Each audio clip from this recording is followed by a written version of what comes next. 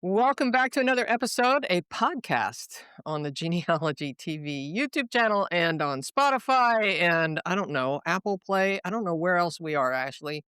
I think that covers it for the moment. Well, it's been, a few weeks since we recorded one, so it's about time we do that. And for those who are enjoying the holidays, I don't know, this comes out, I think, before New Year's. So we're still at the time of this recording before Christmas. So why not? Happy holidays.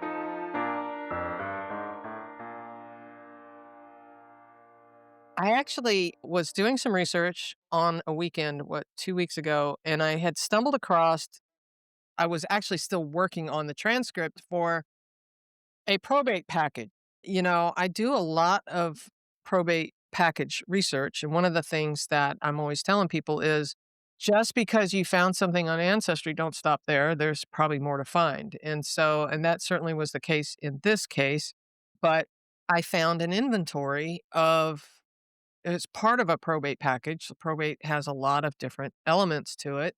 And I found this inventory and there was all these terms in here and I'm like, "What on earth is this stuff?" A lot of people skip over the inventory. I don't know. Ashley, have you done much probate work?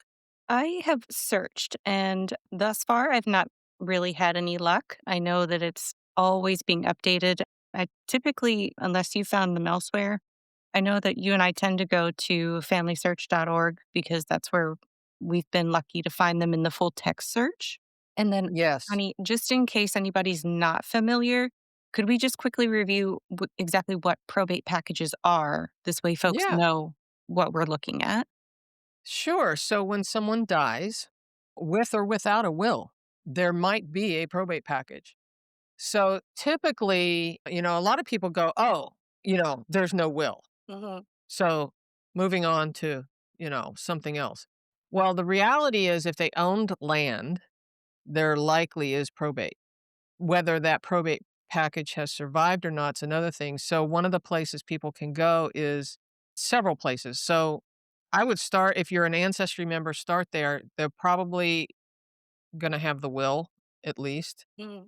But a lot of people go, "Okay, I found the will, moving on." The reality is there's a lot more to a probate package. First of all, when someone dies and there is probate, inside the probate package is a variety of things. One is usually a document where somebody came to the courthouse and said in front of a probate judge, "Here's the will," or "This person died without a will."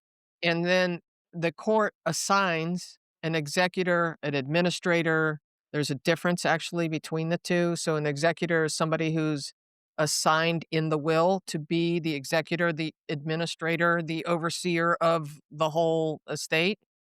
That's an executor or an executrix, being the female version of an executor. An administrator is the same thing, but is court assigned. So it's not the person who died that's making the assignment. It is the court who's making the assignment. And that usually happens when somebody dies without a will. Again, you can have an administratrix, being the female version of that. So a lot of times you will see administrators or bonds. Sometimes there is a bond, and often is a bond. The court will say, "Okay, we officially assign you as administrator or executor of this estate, and you are bound to do it correctly and completely." And so along the way, they have to then inventory the estate. So they go to the property. They get a property description. They inventory every knife, spoon, chair, cow, chicken, you know, bales of hay, tools and instruments that are needed to run the farm or the household or whatever business it is. So they create this inventory. So the inventory is a separate document and it can take months for this to happen. Hmm. Then often in a probate package, you'll find the sale of these items or the assignment of these items. And a lot of times you will see family members being sold these items. And in some cases, they're not actually, so maybe the son is buying the cow. But a lot of times, I don't think cash actually changed hands, it was deducted from that person's part of the estate, Oh, okay. depending on the estate package. I mean, everything is different, right? So then there's this sale. So you might have an inventory of everything, then you might have the sale of everything. Well, the cool part about the sale documents is this: it's the community who's coming together to purchase these items, especially if it's one of the last people in that family clan and there's, no one left to hand it down to or whatever. But the community is coming together into purchasing different items out of this estate. Well, a lot of times you will find your ancestors on the sale items of somebody else's estate, often their neighbors. This can help you tie the community together. It can also help you tie geographical stuff together. Because if there is a will, often there is a property boundary or property description in the will. If that is the case, a lot of times you will see, you know, especially on the East Coast here, we had meets and bounds, and more in the Western states, it's a grid pattern. And so those property descriptions often will say bordering John Doe's line, Mhm. or to the corner of William Clark's fence post, or something. And so they're naming the neighbors that are surrounding the property. Well, that is incredibly helpful Oh, yeah. because sometimes those same people will also show up in the sale of inventory, even if it's a pitchfork or, a shovel. So all of this stuff will start to tie together and you can start to kind of build this image of what this property was like. Also, you'll see the term, which is I'm going to share some of this stuff that I found in this one inventory in a moment, but sometimes you'll see the term mansion house, and it doesn't mean they lived in a mansion. It means that it's the primary residence. Probate packages are some of the best. Oh, some of the best records you can find. And so then, now we've sold a lot of this inventory, and sometimes there's more than one sale. Sometimes you'll see 2 or 3 documents where they've had different dates that they've sold inventory, and there's a listing of all the prices, all of the items, who bought them, and the totals, and so on. And so now we've sold it all. They go back to the court and they say, "Here's a summary, an accounting of what was sold, the debts that were paid, all of that." Sometimes also in a probate package, you'll find where people have come forward and said, "Hey, John Doe, the deceased, he owed me some money. Here's my affidavit for that." And it's a document. Sometimes it's just a slip of paper that says, John Doe owed me, $100 from something. Mhm. And so they're basically laying claim to some of that estate. Unless there's a dispute, they're going to get paid out of the debts, out of the estate money first. And then whatever's left goes to whoever was named in the will or not.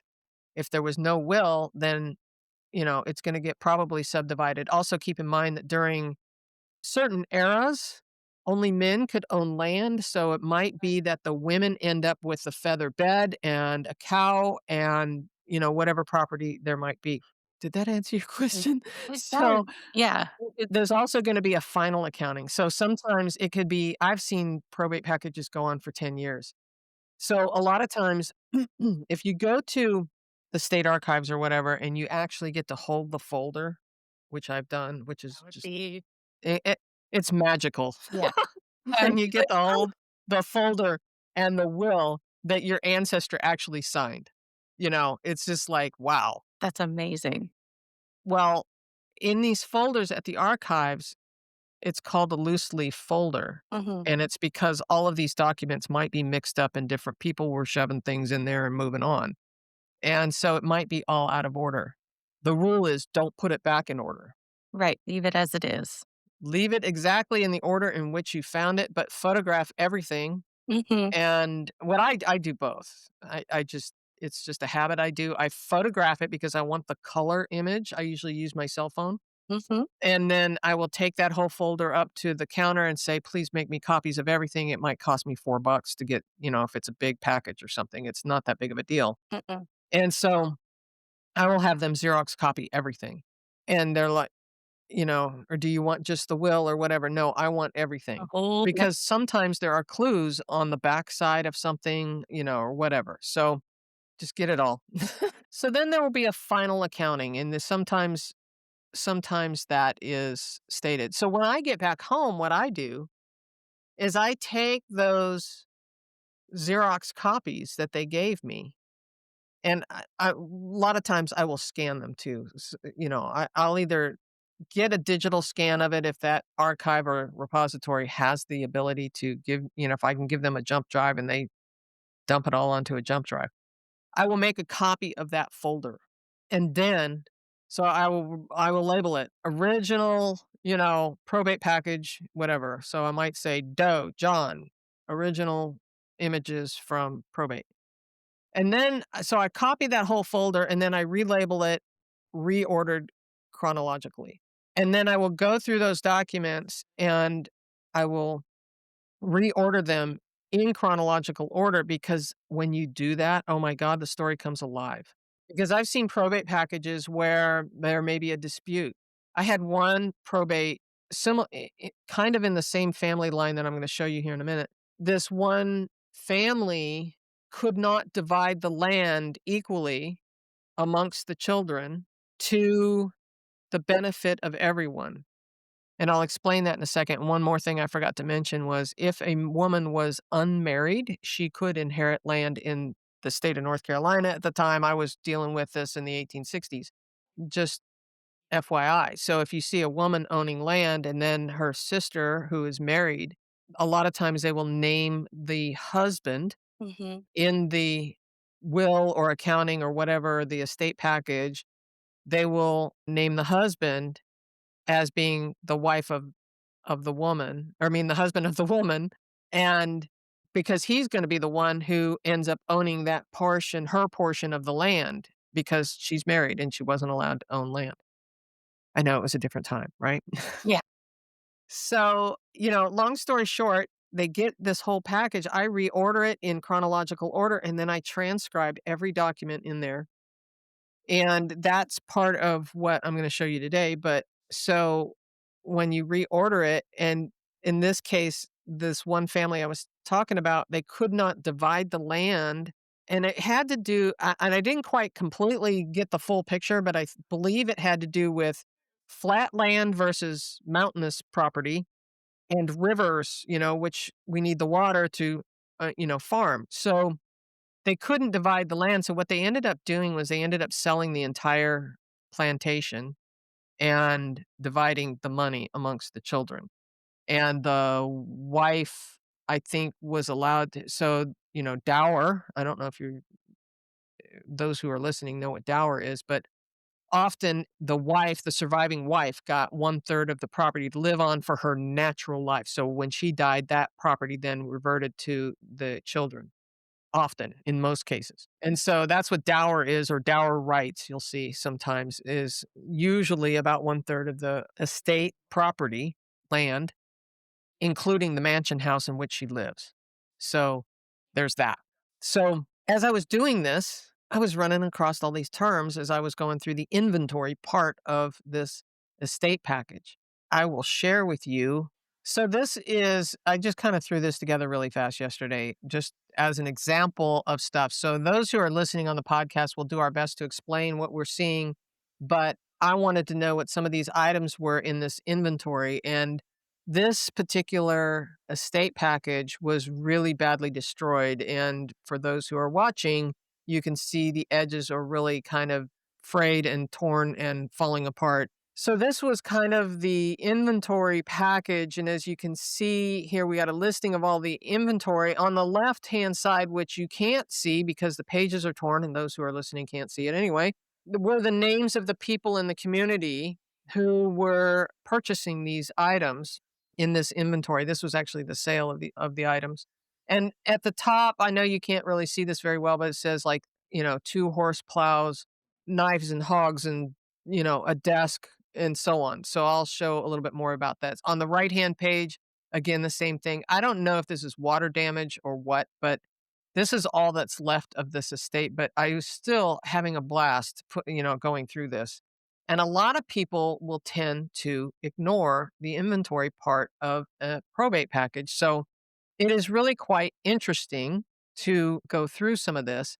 And as you can see here, there are items, and plus the spelling was so different than how we spell things today. And so some of it you could tell just by figuring out they were sounding it out kind of thing. So here is a cant hook, a box of tricks. I actually got ChatGPT to help me with some of this. A box of tricks, right? I'm sitting there going, what is this guy, a magician or what? Box of tricks apparently were things like nuts and bolts and, you know, little doodads in a box.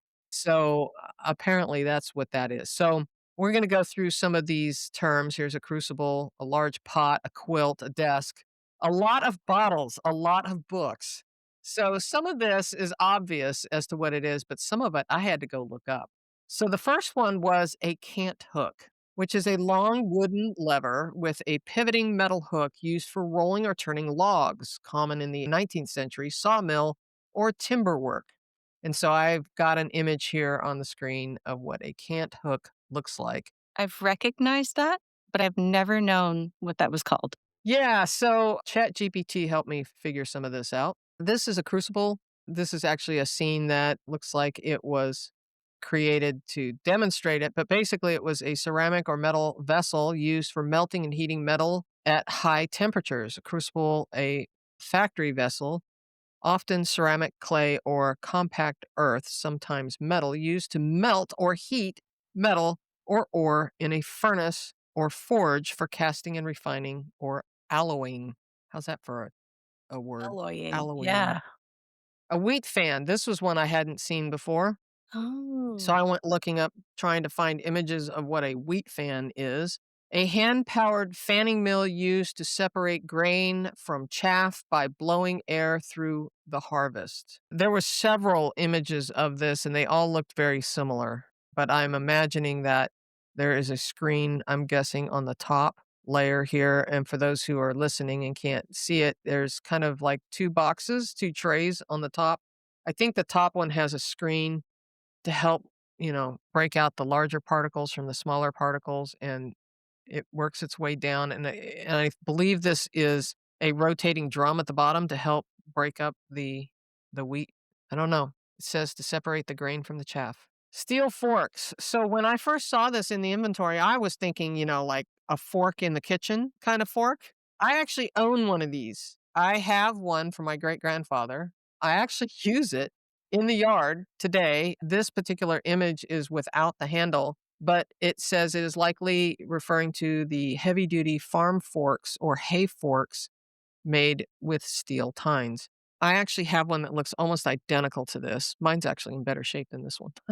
But yeah, you can tell that it was forged by hand. You can see mine has the same square post at the bottom that would be inserted into the handle of the fork, and it has a hole in the side of it for a pin, I guess. It also mine has a like a steel piece that goes over the wooden part. I can't even explain it, but it Oh, holds kinda it like a all in cap place. to keep it in place? Yeah, yeah, kind of like a tube that goes over the wooden part. It's got a hole in the center of it so it can go through that base. But anyway, a quill wheel, a small spinning wheel, sometimes a spinning wheel used for twisting fibers. So I think there's so many different images of this type of item online that it could be a lot of different things, but a quill wheel.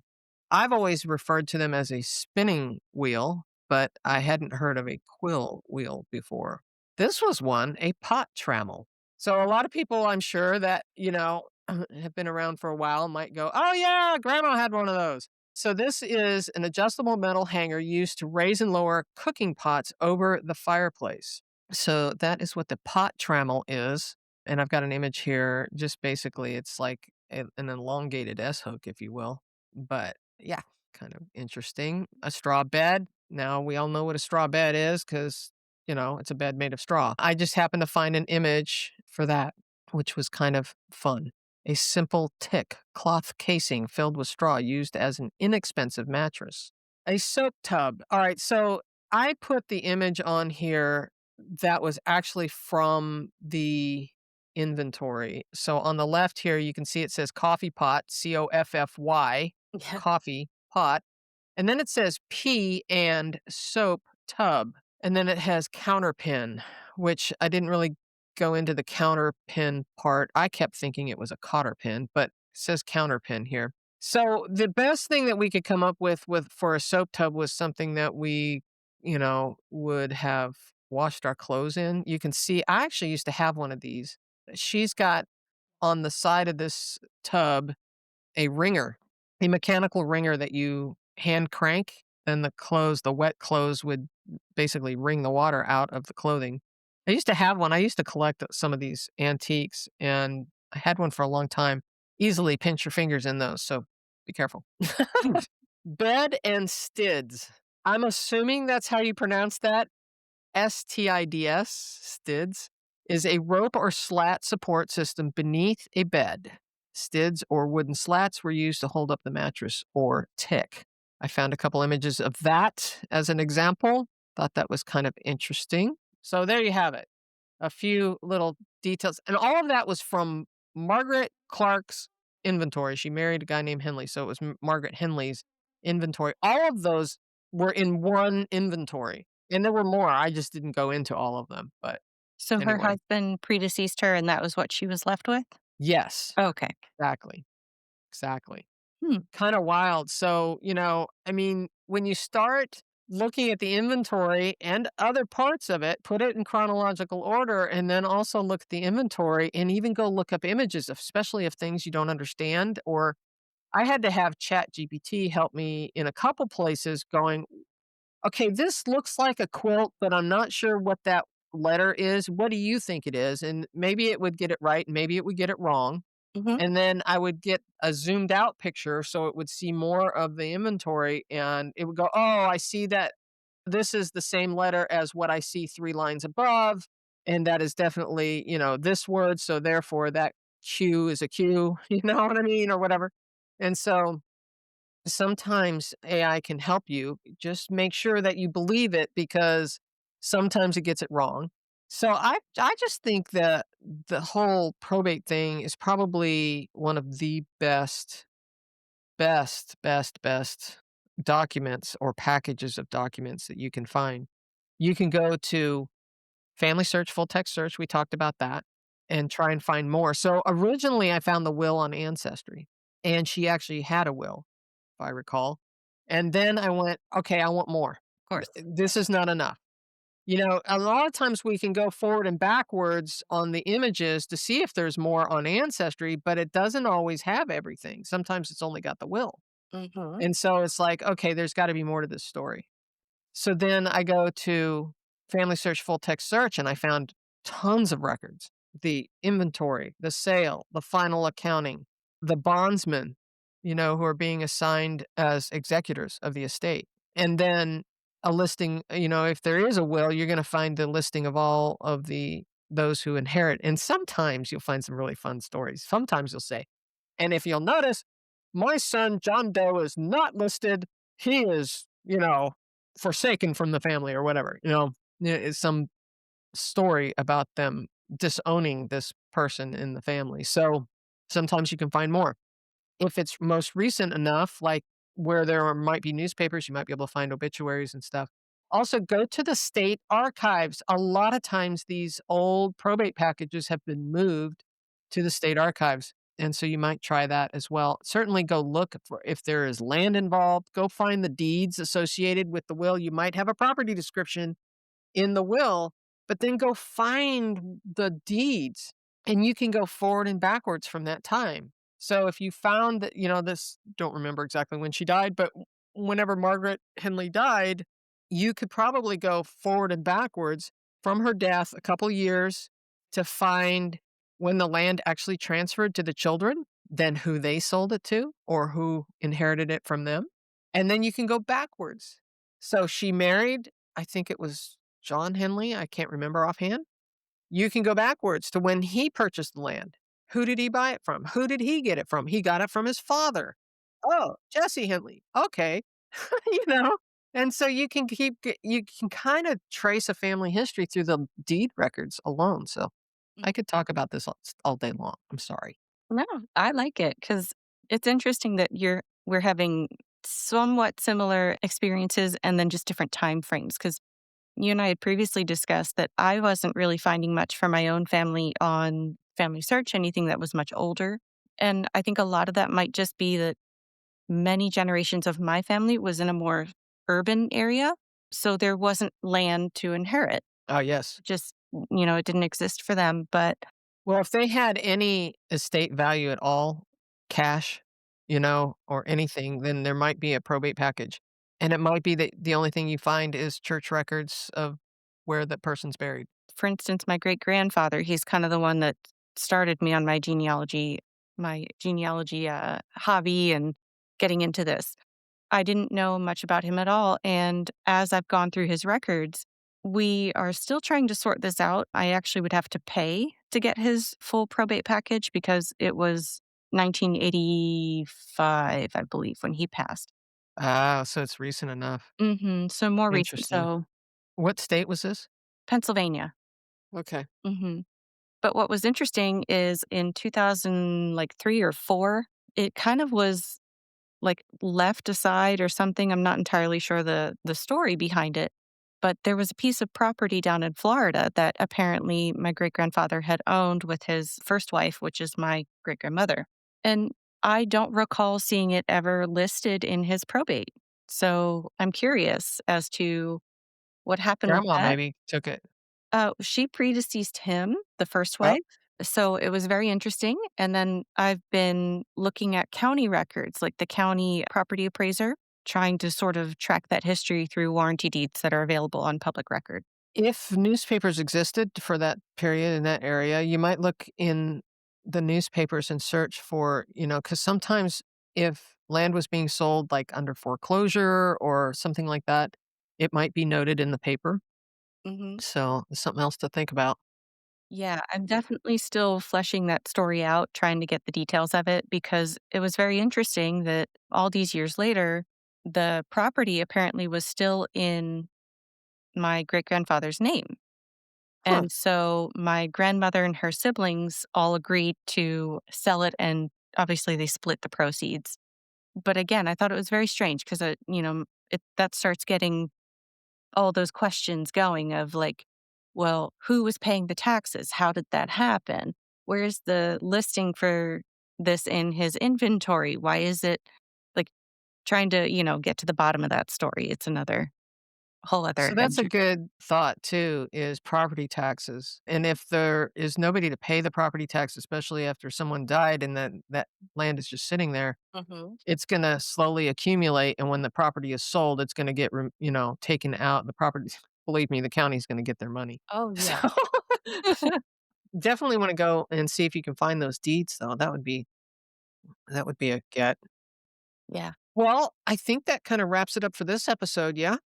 Yeah, it's really great if you're lucky enough to find that stuff. It's definitely probably a little bit more advanced, I feel like some people would say if, you're into your genealogy search. There's always more to find. Yeah, well worth it. Alright, well, make sure everybody, if you wanna see more of this stuff, hit that like button and subscribe to the channel, and we'll catch you in the next episode. All right. Thank Bye. you.